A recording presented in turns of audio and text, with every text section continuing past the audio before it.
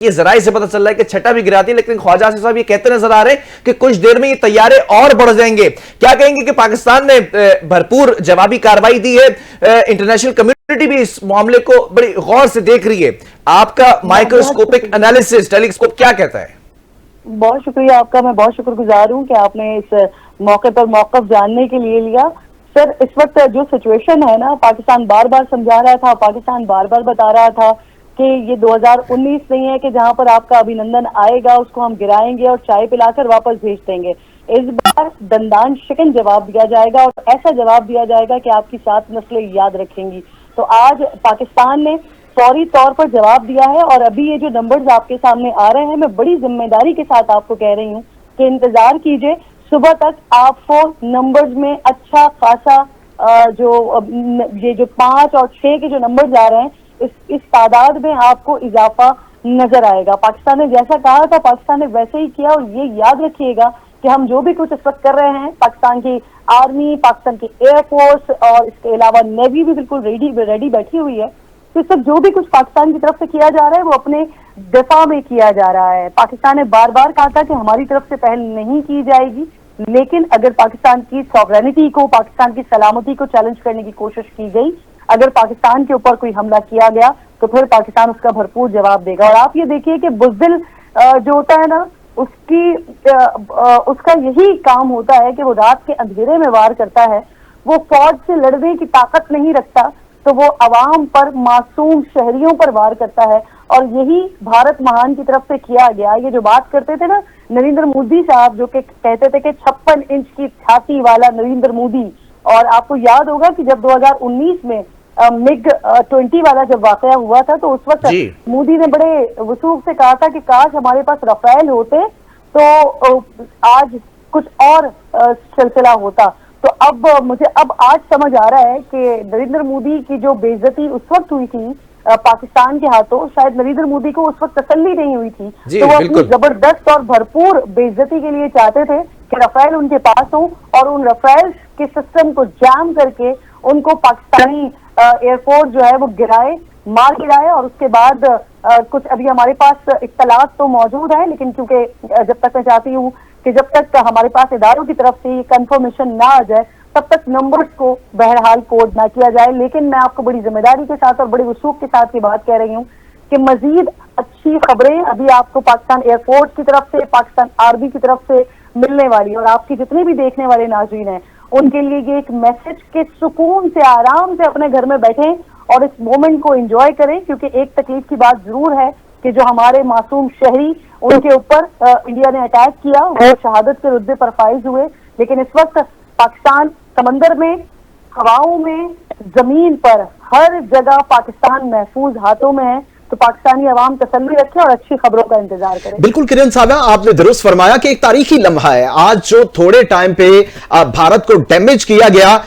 उस वक्त वो याद रखा जाएगा, मुद्दतों याद रखा जाएगा। अच्छा, एक बड़ा अहम पॉइंट किरण साहब मैं आपसे जानना चाहूंगा कि पहले ये होता था, जैसे आपने अभी 2019 की बात की, कि भारत का इंटरनेशनली बड़ा जबरदस्त वो प्रोपेगेट करते थे इन इश्यूज को, दहशतगर्दी को लेकर अपने मीडिया को यूज करते थे सिफारती सतह पे। लेकिन इस दफा पाकिस्तान ने अब बड़ी टेक्निकली जो है वो सिफारती सतह पे पहले पूरी दुनिया को मुख्तलिफ फोरम्स पर अपने एतमाद में लिया और उसके बाद फिर अलर्ट कर दिया भारत को कि अगर अब जारियत की तो मुंह तोड़ जवाब दिया जाएगा, जिसका सबूत आज हम अपनी आंखों से इस वक्त देख रहे हैं। तो क्या समझते हैं कि पाकिस्तान में हमारी हुकूमत ने और हमारे कानून नाफिज हुकूमत ने और साथ आर्म फोर्सेस ने स्ट्रेटेजिकली इस दफा जो एक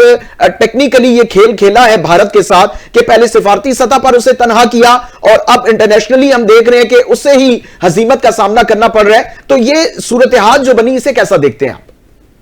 देखिए, मैं आगाज से ये बात कर रही हूँ कि इस बार जो पाकिस्तान ने सिफारती महाज खोला और जिस तरह से खोला, तो पाकिस्तान ने तुरुप का पत्ता फेंका। जैसे ही भारत में पहलगाम का वाकया हुआ, उसके 10 मिनट के बाद जिस तरह से पाकिस्तान के ऊपर इल्जामात की बौछार कर दी गई और बाकायदा तौर पर एक FIR दर्ज हो गई, जिस FIR में लिखा हुआ था कि जी सरहद पार से और दुश्मनों की एमा पर किस तरह से लोग पाकिस्तान में दाखिल हुए, भारत में दाखिल हुए दहशतगर्द। और फिर उसके बाद उन्होंने ये कार्रवाई की, जिसकी जवाब में नरेंद्र मोदी ने कहा था कि वो सजा देंगे उनको। तो पाकिस्तान ने जो तुरुप का पत्ता खेला और बेहतरीन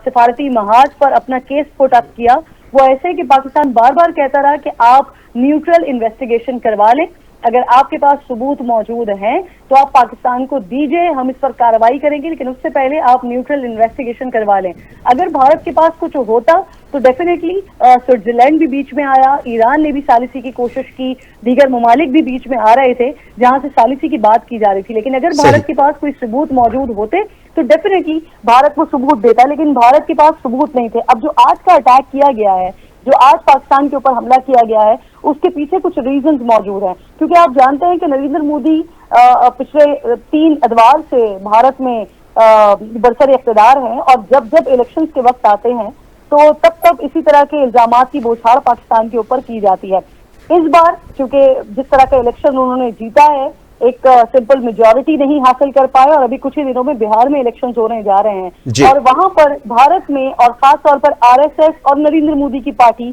उनके पास सबसे ज्यादा ये मजहब कार्ड, जिसको वो हिंदू मुस्लिम फसादात के तौर पर पेश करते हैं, वो बहुत ज्यादा बिकता है। और हमेशा जब जब पाकिस्तान के ऊपर इस तरह के अटैक्स किए जाते हैं या पाकिस्तान के ऊपर इल्जामात की बौछार की जाती है, तो आप वहां पर देखें कि नताइज इलेक्शंस के बड़े मुख्तलिफ आते हैं। लेकिन इस बार पाकिस्तान ने जिस तरह की स्ट्रैटेजी अपनाई कि पहले बार बार दुनिया को बताता रहा कि भारत हम पर हमला करेगा, भारत हम पर अटैक करेगा, भारत ऐसी कोई कोशिश करेगा और उसके बाद हम रिटेलिएट करेंगे, हम भारत को जवाब देंगे। ऐसा नहीं हो सकता कि अगर भारत हम पर कोई हमला करे, अटैक करे और उसके बाद हम खामोशी से बैठ जाएं और इंटरनेशनल जो सुपर पावर्स हैं वो इसमें इंटरवीन करें। आपको याद होगा अभी कुछ दिनों पहले जेडी वेंस की तरफ से भी ये स्टेटमेंट सामने आया था कि भारत को वो पार्शली एक इजाजत दे रहे थे कि आपने जो करना है, अपना जवाब आपने देना है, वो पाकिस्तान को आप दे लीजिए, लेकिन ऐसा जवाब ना हो कि जिससे खित्ते में कोई मसाइल क्रिएट हो। आज आपने मार्को रूबियो को भी देख लिया, आज आपने डोनाल्ड ट्रंप को भी देख लिया कि जब भारत की तरफ से इस तरह के मामला किए गए, जब पाकिस्तान के ऊपर ये बुज़दिलाना कार्रवाई की गई, तो उसके फौरी बाद हमने देखा कि भारत की तरफ से बाकायदा शर्मनाक कार्रवाई से कहा गया है। तो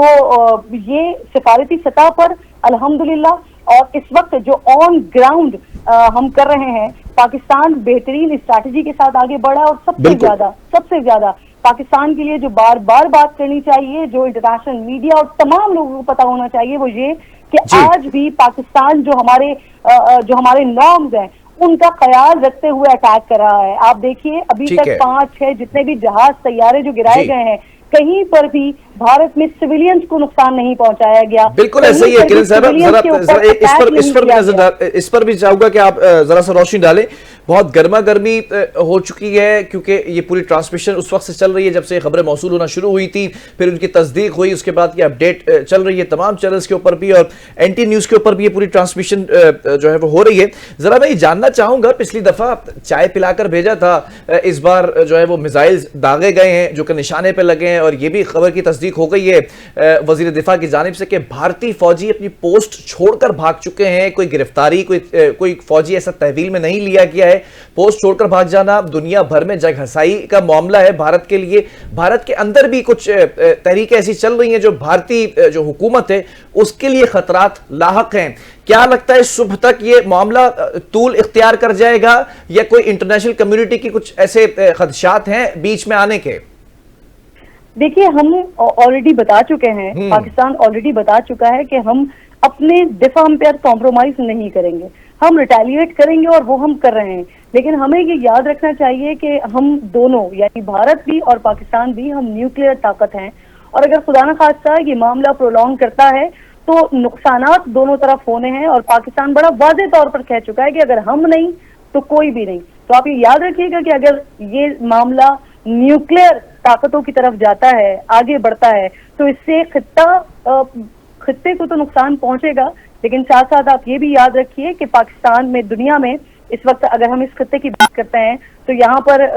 भारत को बहुत बड़ा एज हासिल है अमेरिका की तरफ से, जो कि आज हमें उसका मुख्तलिफ एक एंगल नजर आ रहा है। आपको याद होगा कि कुछ अर्सा पहले अमेरिका की तरफ से पाकिस्तान का शुक्रिया अदा किया गया था, तो इस वक्त अमेरिका का टिल्ट पाकिस्तान की तरफ दिखाई दे रहा है। फिर चाइना हमारे साथ मौजूद है, और चाइना बड़ा वाज़ेह तौर पर, बड़ा कैटेगोरिकली कह चुका है कि किसी भी तरह की पाकिस्तान को जरूरत होगी तो पाकिस्तान के साथ चाइना खड़ा हुआ होगा। तो अगर ये मामला आगे बढ़ता है तो ये न सिर्फ खित्ते के लिए बल्कि ये दुनिया के लिए भी जो है वो नुकसान का बाइस बनेगा। तो मुझे लगता है कि इंटरनेशनल ताकतें इंटरवीन करेंगी इस सारे मामले में और फिर ये कहीं जाके मामला थमेगा। लेकिन पाकिस्तान बड़ा वाज़ेह है, बड़ा क्लियर है कि जो कुछ आपने किया है आपको दंदान शिकन जवाब इस वक्त दिया जा रहा है और सुबह तक मजीद सिचुएशन क्लियर हो जाएगी। बिल्कुल किरण साहिबा, आपने जैसे कहा कि इस वक्त जवाब भरपूर तरीके से पाक फौज और हमारी पाक फजाइया की जानिब से दिया जा रहा है और सुबह तक सिचुएशन क्लियर। इसमें कोई दो राय नहीं है कि दो एटमी ताकतें हैं और जाहिर है अगर ये मामलात आगे बढ़ते हैं तो दोनों तरफ से जो है वो नुकसान बराबर होगा। लेकिन पाकिस्तान ने इससे पहले बड़ा क्लियरली ये मैसेज पहुंचाया कि पाकिस्तान किसी किस्म की जारियत के हक में नहीं है, जंग के हक में नहीं है। और फिर इंटरनेशनली जैसे जेडी विंस का भी आपने जिक्र किया कि उसने भी कहा कि एक हद तक आप जा सकते हैं लेकिन खित्ते को आप जो है ऐसा कोई इकदाम नहीं करेंगे कि जो पूरे खित्ते के लिए नुकसानदेह साबित हो। लेकिन भारत ने किसी किस्म की जिम्मेदारी का मुजाहिरा नहीं किया और अब इंटरनेशनली जाहिर है उसे तनकीद का निशाना भी बनाया जा रहा है और डोनाल्ड ट्रंप का बयान हमारे सामने है। तो अब आप समझती हैं कि पाकिस्तान चूंकि जाहिर है भरपूर इस वक्त अपना दिफा जारी रखे हुए है, भरपूर जवाब दे रहे हैं, तो आपको लगता है कि इंटरनेशनली ताकतें जो हैं वो इंटरवीन करेंगी तो पाकिस्तान अपनी कुछ शराइत रखेगा या पाकिस्तान भी अपने जो यहां पर बलोचिस्तान के इश्यूज या दूसरे मामलात हैं उन पर पाकिस्तान भी दावा कर सकता है कि भारत भी उन पर तहकीकात करे या इस तरह के मामलात जो हैं वो क्लियर किए जाएं? अच्छा, अब एक चीज तो ये क्लियर कर लें कि जेडी वेंस की तरफ से जो स्टेटमेंट दिया गया था जी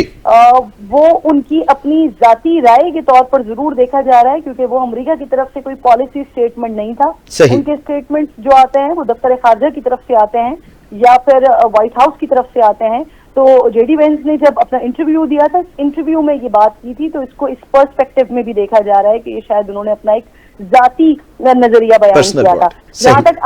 तक आप ये बात कर रहे हैं कि अब आगे की सिचुएशन किस तरह से उसमें क्लैरिटी आएगी, क्या बैरूनी ताकतें इसमें मुदाखलत करेंगी, तो पाकिस्तान इस पर भी मजीद स्टांस ले चुका है बकौल DGISPR कि ये जो भारत की तरफ से नंगी जारहियत की गई है, उन्होंने ये कैटेगोरिकली वर्ड इस्तेमाल किया, नंगी जारहियत की गई है जिसमें मासूम सिविलियंस को शहीद किया गया है। तो इस केस को पाकिस्तान पुटअप करने जा रहा है और इसके साथ साथ जो बैरूनी ताकतें हैं या जिनको हम सुपर पावर्स कह लें या जिनको हम बड़े ममालिक कह लें, तो वो ऑलरेडी इस सारे मामले को क्लोजली मॉनिटर भी कर रहे हैं। और शायद आपके इल्म में यकीनन होगा कि DGISI के साथ मार्को रूबियो की डिस्कशन भी इस सारे मामले के ऊपर हुई है और उनके साथ उन्होंने ये सारी जो सिचुएशन इस वक्त चल रही है उसको ब्रीफ भी किया है। तो इससे पहले कि हमारे पास इदारों की तरफ से कंफर्म जराए से हमें कुछ मजीद इत्तलात मौसूल हो, तो बहुत सारी इत्तलात तो हमें मिल रही हैं, सोशल मीडिया पर भी इस वक्त बहुत कुछ चल रहा है, लेकिन वो आपके नाज़रीन को जब तक मुसद्दक़ा इत्तलात नहीं हो जाती, जब तक शायद देना मुनासिब नहीं होगा। लेकिन पाकिस्तानी अब इस चीज की तसल्ली रखें, जैसा कि अभी थोड़ी देर पहले ही वज़ीर दिफा ने भी कहा है कि जो भारत का गुरूर था ना उसको खाक में मिला दिया है, मिट्टी में मिला दिया है। और मैं बारहा ये बात कहती रही हूँ और आज फिर बड़ी खुशी के साथ और बहुत बड़े दिल के साथ ये बात कहूंगी कि तादाद जो है ना वो जीत की जमानत नहीं होती। तादाद में भारत हमसे बड़ा है, उनकी अगर आप आर्मी को देख लीजिए वो भी तादाद में हमसे ज्यादा है, अगर आप उनके वेपन्स को चेक कर लीजिए तो वो भी तादाद में ऑब्वियसली हमसे ज्यादा है। लेकिन यहाँ पर ये भी बात याद रखनी होगी कि भारत जो अपनी आर्मी को मेंटेन करता है या अपने अगर वेपन्स को मेंटेन करता है तो वो इंडिया को नजर में रखते हुए करता है और बॉर्डर पे जो दीगर लोग मौजूद हैं उनको मद्देनजर रखते हुए ये सारी चीजों को मेंटेन करता है, चाइना को देखते हुए मेंटेन करता है। जैसा कि आपको याद होगा कि लद्दाख में भी जो कुछ हो चुका है, किस तरह की सख्ती और किस तरह की हजीमत का वहां पर उनको सामना करना पड़ा था और ऑन एंड ऑफ चाइना के बॉर्डर पर इस तरह की हजीमत का भारत को सामना करना पड़ता रहता है। लेकिन पाकिस्तान जिस चीज को मद्देनजर रखता है, अपने दिफा को मद्देनजर रखता है, वो सबसे बड़ा जो हमारा एनिमी होता है वो भारत ही है। तो तादाद जैसे कि मैंने कहा कि जीत की जमानत नहीं होती और अल्हम्दुलिल्लाह आज पाकिस्तान की आर्म फोर्सेस ने इस बात को एक बार फिर साबित कर दिया है और इंशाल्लाह मैं आपको अगेन बड़ी जिम्मेदारी के साथ ये बात कर रही हूँ कि जरा सा इंतजार कीजिए, थोड़ी सी सुबह होने दीजिए, जी। सिचुएशन बहुत ज्यादा वाजे, बहुत ज्यादा क्लियर हो जाएगी और पाकिस्तान की आर्म फोर्सेस की तरफ से पाकिस्तानी आवाम को बहुत बेहतरीन खबरें मिलने बिल्कुल वाली हैं। बिल्कुल ऐसा है, और बहुत अच्छे लफ्जों से जो है वो आपने इस गुफ्तगू को इख्तिताम किया। हमारे साथ ही रहिएगा। Thank you so much for your time. आप हमारे साथ कंटिन्यू करेंगी किरण नाज साहिबा। अब्दुल हसीब भी हमारे साथ मौजूद है। हसीब, इस वक्त ये भी कहा जा रहा है, जो मुसद्दिका इतलात है उसमें कहा गया है कि पाकिस्तान फजाइया के जो तैयारे हैं उनमें से किसी तैयारे को किसी किस्म का नुकसान नहीं हुआ है, जबकि बार बार ये कोट किया गया है कि 5 तैयारे मार गिराए हैं, जिनकी डिटेल भी सामने आ गई है। इस हवाले से कुछ अपडेट्स आपके पास अगर आ रही हैं ऑफिशियल्स की जानिब से तो वो भी एनटीएन की स्क्रीन पर शेयर कीजिएगा। नहीं, अभी तक कोई इस तरह की ऑफिशियल इदारों की तरफ से कोई इस तरह की ऑफिशियल स्टेटमेंट नहीं जारी की गई है। लेकिन शहर के हालात कुछ ऐसे हैं कि कराची में पाक फौज के हक में नारे लग रहे हैं। नौजवान रोडों पे निकल आए हैं। अफवाज पाकिस्तान के हक में कराची के इलाकों में अवाम रोडों पे निकल आई है। नाजमाबाद के इलाके में नौजवानों ने अफवाज पाकिस्तान की यकजहती के लिए नारे लगाए और मोदी अलग अलग तरह के जिसे कहते हैं अवाम के जज्बात हैं, अलग अलग तरह के गलत अल्फाज, कुछ नाजेबा अल्फाज भी कह सकते हैं आप, लेकिन पाक फौज के हक में मुसलसल नारेबाजी। अवाम इस टाइम भी, इस पहर भी, रात के इस पहर रोडों पे निकल आई है सिर्फ और सिर्फ पाक फौज से अपनी मोहब्बत का इजहार करने के लिए। पाकिस्तान के नौजवानों ने साबित किया है कि अवाम कराची के अवाम और मुख्तलिफ शहरों की अवाम फौज पाकिस्तान के साथ शाना बशाना खड़ी है। जी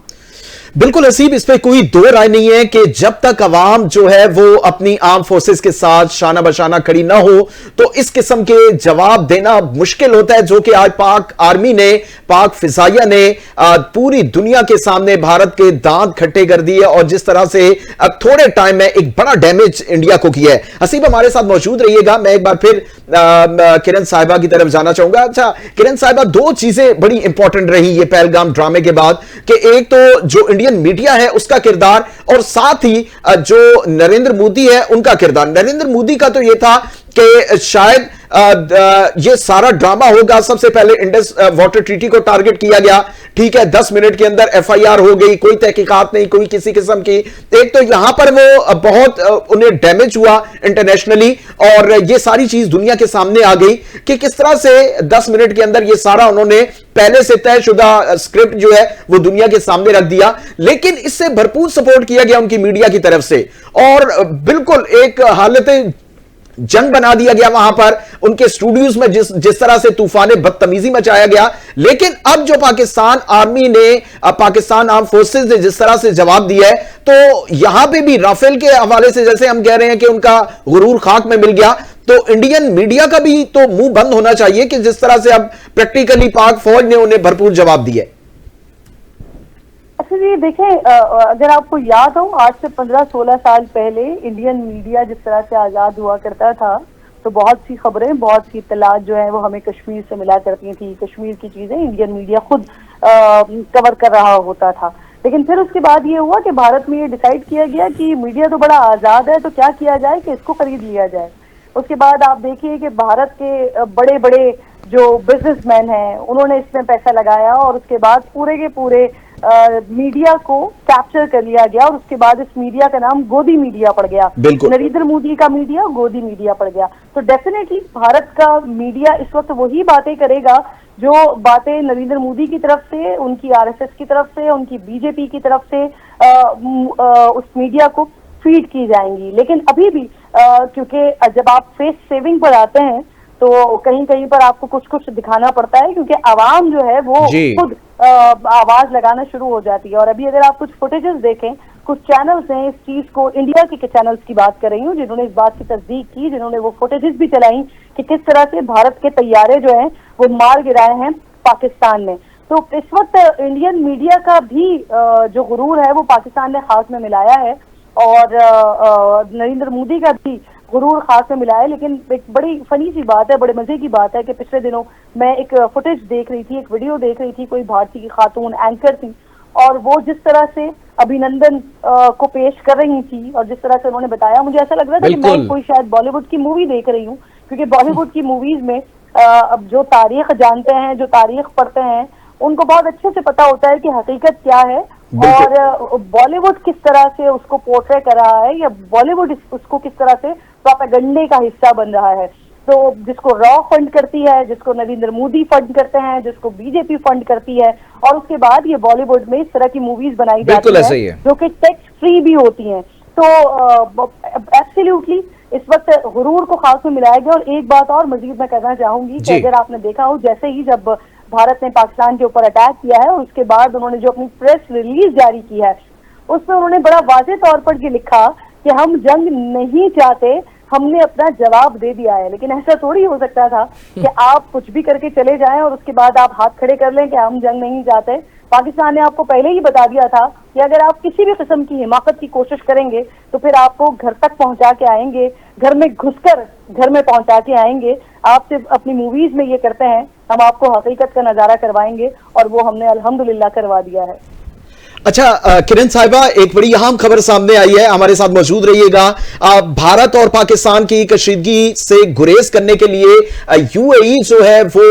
उन्होंने राबता किया है और कशीदगी के इलाकाई और आलमी अमन को खतरा हो सकता है। अमाराती मीडिया का यह बयान सामने आया और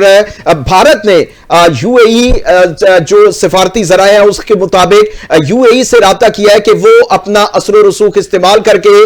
पाकिस्तान पर अपना असर रसूख इस्तेमाल करके जो कशीदगी बढ़ रही है उसे कम किया जाए। और भारतीय हुकाम का कशीदगी कम कराने के लिए बाकायदा तौर पर अरब दुनिया से राबता किया गया है और भारत की अरब ममालिक से पाकिस्तान पर अपना असर रसूख इस्तेमाल करने की दरखास्त की गई है। भारत और पाकिस्तान कशीदगी से गुरेज करें, यूएई ने भी यह कहा है और अमाराती वजीर खारजा का यह बयान भी सामने आया है। उन्होंने कहा कि कशीदगी से इलाकाई और आलमी सतह पर जो है वो इसके अमन को नुकसान हो सकता है। लेकिन भारतीय हुकाम की जानिब से अब बाकायदा तौर पर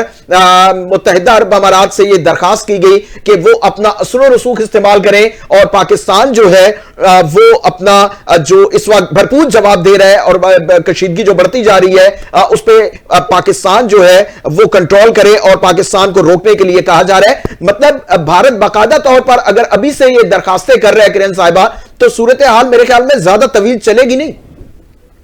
सर इससे नजर आ रहा है ना कि भारत के हाथ से सिचुएशन निकल चुकी है और भारत के हाथ से ऑलरेडी सिचुएशन निकली हुई थी। भारत समझ रहा था कि शायद पाकिस्तान उसी तरह से खैर सगाली का ही जज्बा रखते हुए बिल्कुल उसी तरह का मुजाहरा करेगा कि लास्ट टाइम जब आए थे 10 दरख्त गिराए थे, हमारा एक कौवा मार दिया था, तो उसके बाद फिर हमने उनके 2 तैयारे गिरा दिए थे और अभिनंदन को गिरफ्तार भी कर लिया था। फिर उसकी पहले पाकिस्तानी आवाम ने भरपूर धुलाई की थी और फिर उसके बाद चाय पिलाकर वापस भेज दिया था। भारत सोच रहा था कि शायद इस बार भी ऐसा ही होगा। 1-2 हमारे पायलट जो हैं वो अगर गिरगिरा जाएंगे भी तो उनको भी 2-4 थप्पड़ लगा के चाय पिला के वापस कर दिया जाएगा और उसके बाद हम उनको भी वीर चक्र अवार्ड से नवाज देंगे। लेकिन ये भारत की बहुत बड़ी भूल थी और भारत ने, मैंने आपको पहले भी कहा था कि उनको फेस सेविंग चाहिए थी, क्योंकि जिस तरह से वो एक प्रोपेगेंडा क्रिएट कर चुके थे तो उनके अपने ही लोग उनसे सवाल उठा रहे थे। अगर वो ये इस तरह का कोई अटैक और कार्रवाई ना करते तब भी उनसे सवाल उठाया जाना था और वो किसी भी किस्म का सबूत नहीं पेश कर सके हैं आज दिन तक कि पाकिस्तान पहलगाम वाकये में किस तरह से मुलव्वस था, तो उस पर भी उनको हजीमत का सामना करना पड़ा है। तो पहले ही आउट ऑफ कंट्रोल सिचुएशन थी भारत के हाथों से, लेकिन अब जिस तरह से ताश के पत्तों की तरह भारत के जहाज गिर रहे हैं, तो अब भारत अभी आपको यूएई की खबर मिली है, अभी कुछ देर में आपको मजीद भी खबरें मिलती रहेंगी कि कहाँ कहाँ भारत जा रहा है और कहाँ कहाँ गिड़गिड़ा रहा है कि पाकिस्तान को बोले कि आप बस कर दें। किरण साहब हमारे साथ आप मौजूद रहिएगा। आप एक मुहिब्बे वतन पाकिस्तानी है और एक हुब्बुल वतनी के जज्बे से सरशार होकर जिस तरह से रात के इस पहर में तज्जिया दे रही हैं ये काबिल सताइश है और आप जो है वो हमारे साथ इसी टॉपिक पर मौजूद रहिएगा। जबकि मैं एक खबर और यहाँ पर ब्रेक करता चलूँ नाज़रीन, इस वक्त मुल्क भर में प्राइवेट स्कूल सिक्योरिटी सूरत हाल की वजह से बंद रखने का ऐलान किया गया है, जबकि मौजूदा सिक्योरिटी सूरत हाल की रोशनी में जो ऑल प्राइवेट स्कूल्स फेडरेशन है उसके जरिए ये इतला मौसूल हुई है कि मुल्क भर में तमाम निजी स्कूल बुध को यानी कि 7 मई को 2025 को बंद रहने का ये ऐलान किया गया है। हसीब हमारे साथ मौजूद हैं। आप हसीब इस पर जरा सी रोशनी डालिएगा कि ये यकजहती का मुजाहरा भी किया गया और सिक्योरिटी सूरत हाल को भी मद्देनजर रखते हुए तमाम तलबा और तालिबात को घर में रहने का ऐलान किया गया, यानी कि स्कूल्स बंद रहेंगे कल।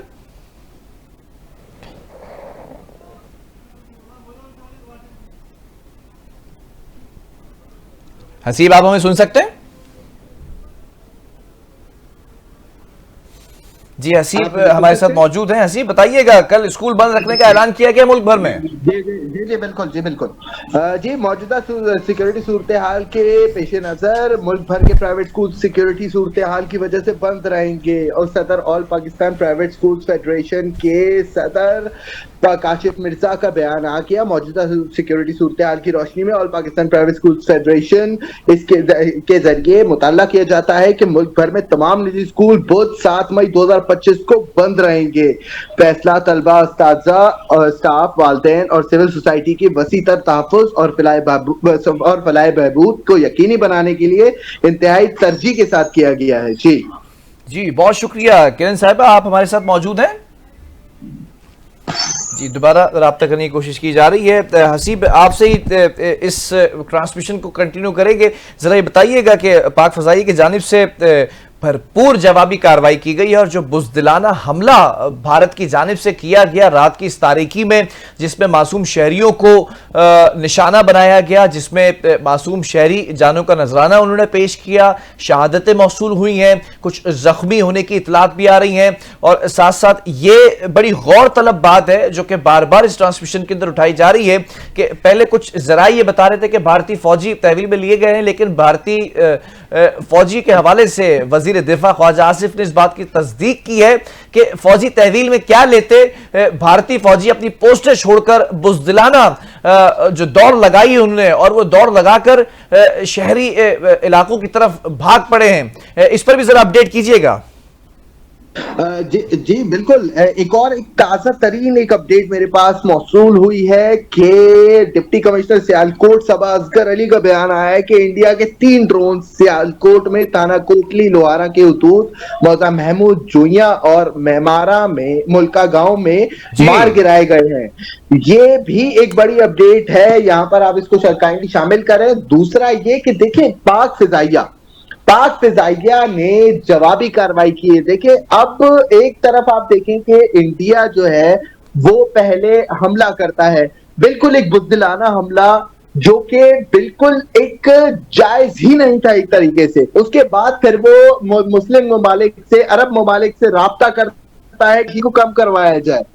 ये किस तरह के बयान और किस तरह की हरकत है?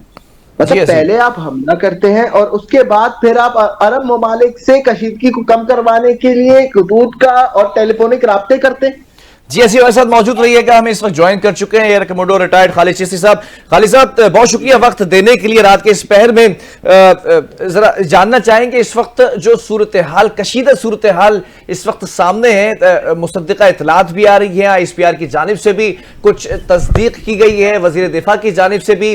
तस्दीक कर दी गई है बहुत सारी चीज़ों की। आप इस वक्त हायर ऑफिशल्स के साथ उमूमी तौर पर राब्ते में होते हैं, आपके पास इस वक्त क्या अपडेट्स आ रही हैं मजीद जो मुसद्दिका इतलात से आ रही हो?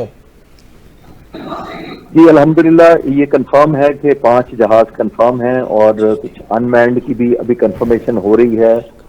इन 5 जहाजों में से 3 जो है वो राफेल हैं और एक SU-30 है और एक पॉसिबली MiG-21 है और बाकी एक जहाज की अभी 1 या 2 जहाजों की कंफर्मेशन रहती है। और इसको मैं ये ऐड करता चलूं कि ये ज़हन में रखिएगा कि 3 राफेल तो हिंदुस्तान का बहुत बड़ा प्राइड थे और मोदी इन्हीं की ख्वाहिश कर रहे थे, इन्हीं के लिए दुआ कर रहे थे कि उनके पास हों, ये वही जहाज हैं। और इवन SU-30 भी जो next most modern induction Indian air force में हुई है वो राफेल से पहले वो SU-30 की थी और SU-30 भी बहुत पावरफुल जहाज है। और जाहिर है फ्रंट के समझें 5 या 6 में से हमने 4 वो जहाज मार गिराए हैं जो बहुत बड़ा हिंदुस्तान का प्राइड है। SU-30 भी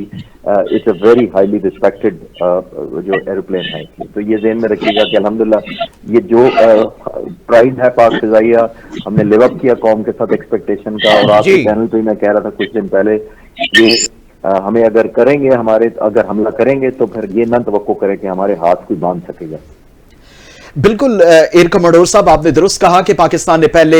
पूरी दुनिया को मुख्तलिफ फोरम्स पर बड़ी भरपूर अंदाज से, और अपनी सिफारती कामयाबी है ये पाकिस्तान की कि उन्होंने तमाम तर सूरत हाल पूरी दुनिया के सामने रखी, बल्कि इंडिया को एक्सपोज किया कि इंडिया इस किस्म की जारियत का इरादा रखता है। लेकिन आज जब उन्होंने जारियत की तो भरपूर जवाब दिया गया। एयर कमांडोर साहब, आज हमारी पाक फजाइया ने जिस तरह से अपने टारगेट सेट किए और उन्होंने मिलिट्री टारगेट्स को सेट किया, जबकि भारत ने क्या किया, हमारी मसाजिद को, सिविलियंस को टारगेट किया, लेकिन हमारी जानिब से एक बड़ी प्रोफेशनली जो है वो प्लानिंग सामने आई हमारी पाक आर्म फोर्सेस की जानिब से, और मिलिट्री टारगेट्स को सेट किया गया और कामयाबी से और भरपूर अंदाज से उन्हें टारगेट किया गया। तो क्या कहेंगे कि पूरी दुनिया यह भी चीज मॉनिटर कर रही है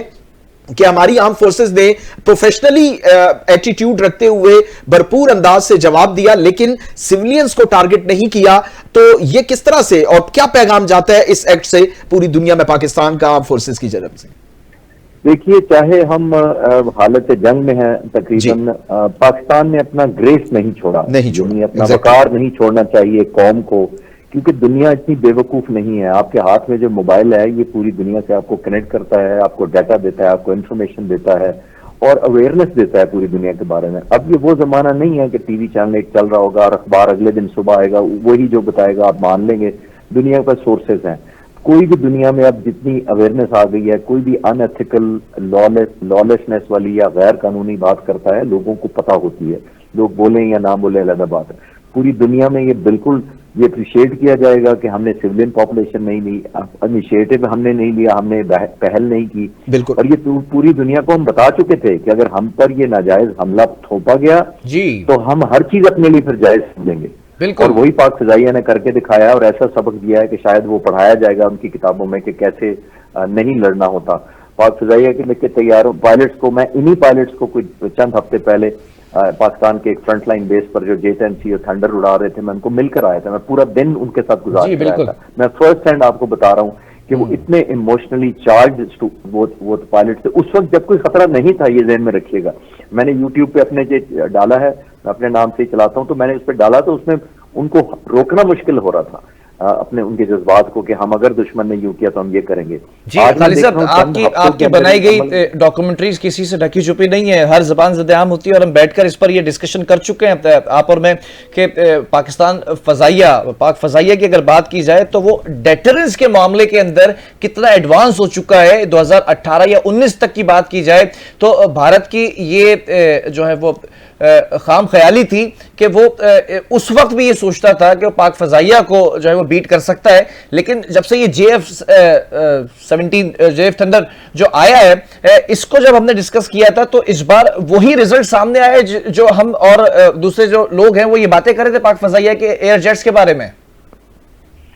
ये देखिए, अल्लाह की बहुत बड़ी ब्लेसिंग है। पाक फिजाइया की इस वक्त की लीडरशिप है, इन pilots, ground technicians, engineer, air defence controller, air traffic controller, हर एक का जो चाय पिलाने वाला है मैं उसको भी क्रेडिट देता हूँ, जो पायलट्स को चाय पिलाता है मिशन से जाने से आने से पहले या बाद में, हर एक का क्रेडिट है। ये एक टीम है जिसने लड़ी है और हम सबसे ज्यादा हमें प्राइड ये लेना चाहिए कि पाक फजाइया ने जो एक्सपेक्टेशन कौम की थी और जो प्रॉमिस था, जिसकी वजह से पाक फजाइया पर पाकिस्तान के लोगों ने अपनी ज़ाहिर पेट काट के खर्चा ये जहाज की कीमत दी, पाक फजाइया ने उसकी वो कर्ज उतार दिया। ये बहुत लेकिन दूसरी तरफ आप देखिए कि 1000 जहाज तकरीबन हिंदुस्तान के पास है और उनको निकालने की हिम्मत नहीं हो रही बाहर, और उन्होंने ड्रोन या मिसाइल जिससे भी हमला किया है कोई पेनिट्रेट नहीं कर पा रहे। एक दफा राफेल उन्होंने लॉन्च किया, 4 जो पिछले दिनों लॉन्च किए 30 तारीख को, और वो भी भाग के वापस जाना पड़ गया। आज उन्होंने जहाज निकाले हैं तो 6 जहाज अपने 5 या 6 जहाज अपने गिरा लिए अपने। तो ये अल्लाह का करम है, हमारी कुव्वत ईमान ही है, ट्रेनिंग है हमारे पायलट्स की और सारी टीम की, और सबसे बढ़कर हमारा जो टेक्नोलॉजिकल एज, हमारी लीडरशिप ने टाइम पे बर वक्त फैसला करके इंडक्ट किए ये जहाज, ये मिसाइल इंडक्ट किए, आज उसी के लिए हम सुरखरू हुए हैं पूरी दुनिया। अच्छा एयर कमांडोर साहब, बिल्कुल आपने दुरुस्त कहा और ये बात इस पे बिल्कुल सादिक आती है कि नंबर्स मैटर नहीं करते। डेफिनेटली जो हमारे जवान हैं, जो हमारे पायलट्स हैं, जो हमारे आर्म फोर्सेस के सोल्जर्स हैं, वो सब जज्बा ईमानी से सरशार हैं और उनका जज्बा वाकई दीदनी होता है जब इस किस्म का माहौल बनता है या इस किस्म की सूरत हाल सामने आती है। ये तारीख गवाह है और आज उसका भरपूर जवाब भी पूरी दुनिया ने देख लिया जो पाकिस्तान ने भारत को दिया। अच्छा एयर कमांडर साहब, अब चूंकि सूरत हाल जाहिर है अब बड़ी कशीदा होती जा रही है और दो एटमी ताकतें हैं आमने सामने, जाहिर है अगर ये मामलात आगे बढ़ते हैं और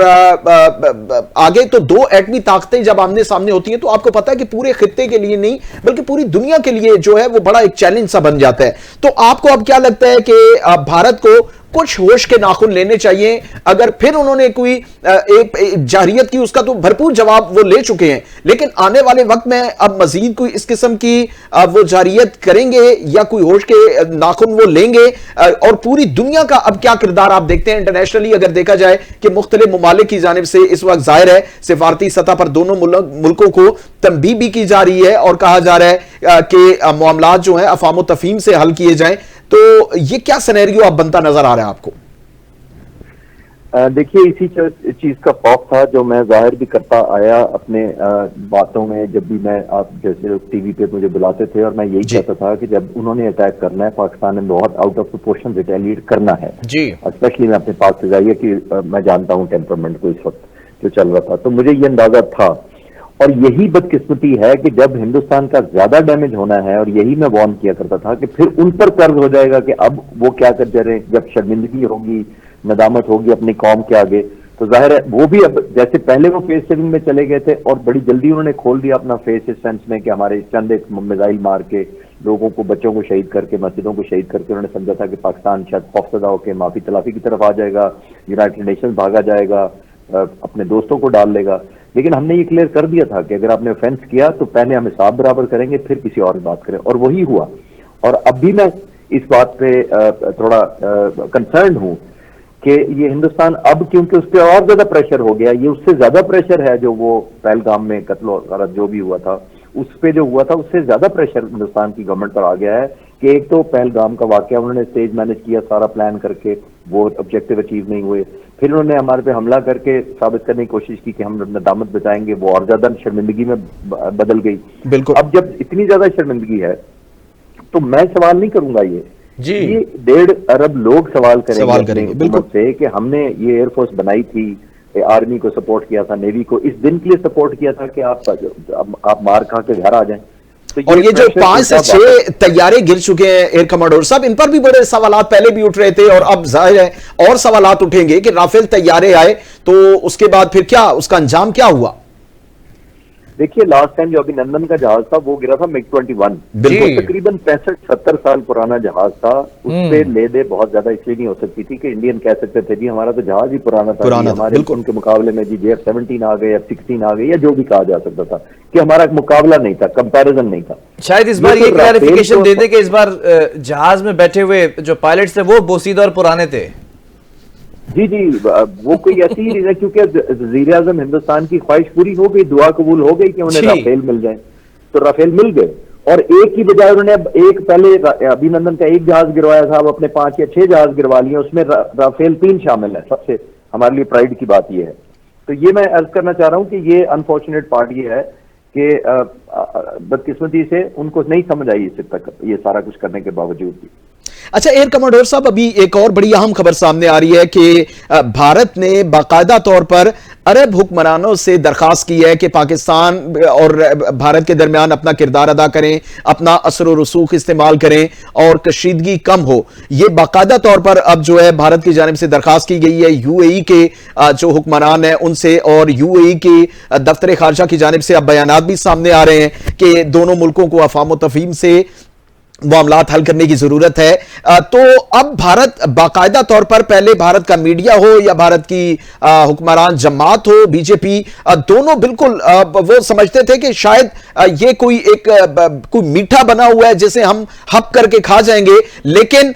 दूसरे ही लम्हे जब ये पाकिस्तान का भरपूर तरीके से जवाब देखा, जिस तरह से पाकिस्तान ने आज प्रोफेशनली रिटेलिएट किया, तो अब वो बाकायदा दरखास्त कर रहे हैं अरब मीडिया को कि अपना असर और रसूख पाकिस्तान पर इस्तेमाल करें और इस कशीदगी को रुकवाएं। तो ये एकदम से जो यू टर्न आया है या जो एक तरह से पसपाई दिखाई देती है, इसे कैसा एक्सप्लेन करेंगे, क्या कहेंगे इस पर? सिंपल लफ्ज में देखिए, ये पाकिस्तान ने जो रिटेलिएटरी पनिशमेंट दी है ये उसी का नतीजा है, क्योंकि उससे पहले तो होश नहीं ठिकाने आते। आप समझते हैं कि हम जाएंगे और इतना सबक सिखाएंगे पाकिस्तान की हुकूमत को और अफवाज पाकिस्तान को, खुदा न खास्ता कि वो माफी तलाफियों पे आ जाएंगे, वो तो हुआ नहीं। तो जब आप देखते हैं कि प्राइस टैग बहुत ज्यादा हो गई है, आपकी तवक्कुआत से बढ़ गई है, पब्लिक इमोशंस आपके खिलाफ इतनी ज्यादा हो जानी है कि आपको फेस कैसे करेंगे पब्लिक को, तो फिर आपको दोस्त ममालिक याद आ जाते हैं। बिल्कुल, जो सूरत हाल बनती है डेफिनेटली उस पर जो है वो भारत पहले ये समझता है कि शायद उनके लिए जो है वो इतना आसान होगा कि कोई जारियत करेंगे तो उन्हें जवाब नहीं दिया जाएगा, या पाकिस्तान जो है वो कोई ज्यादा सब्र और तहम्मुल का मुजाहरा करेगा। लेकिन अब